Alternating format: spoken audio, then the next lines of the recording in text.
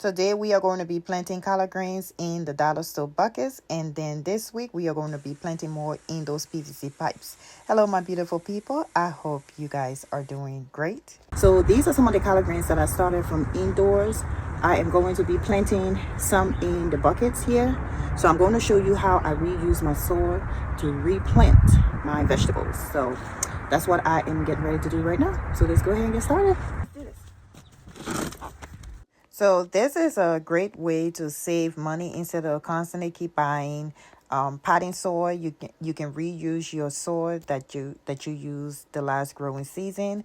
Personally, what I do, I clean it up. I neem seed meal. Now, a couple of years ago, when I used to reuse my potting soil, I noticed in the bucket it had a lot of bugs and stuff. So I used to empty all the soil out, put hot boiling water on it before I wash the buckets and reuse it. But I haven't experienced having a lot of bugs and stuff in my containers in my buckets for the last couple of years, so that's why I do it this way. So just using the neem seed meal and cleaning it up, adding fertilizer to it, I have no problem. And so this is the step that I use, and I just mix it up and I reuse my potting soil. So today I did a lot. I can't wait to share a longer video with you guys so you guys can see everything that I did today. You just pull it apart. Can you imagine just selling one of this at a Home Depot, Lowe's for about $4 or something, $4 and change? Imagine one of this. Look at this. Look at all of what I got.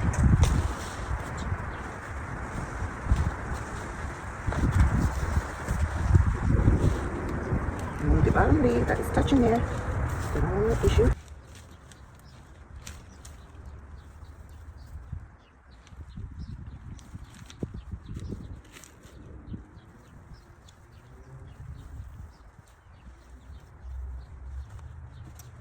We have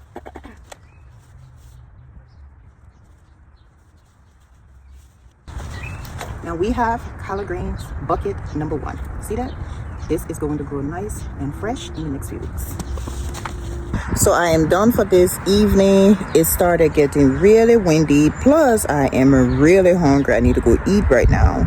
So I planted a mulberry tree. I planted raspberry, of the golden raspberry. Then I planted about 15 to 20 buckets of collard greens.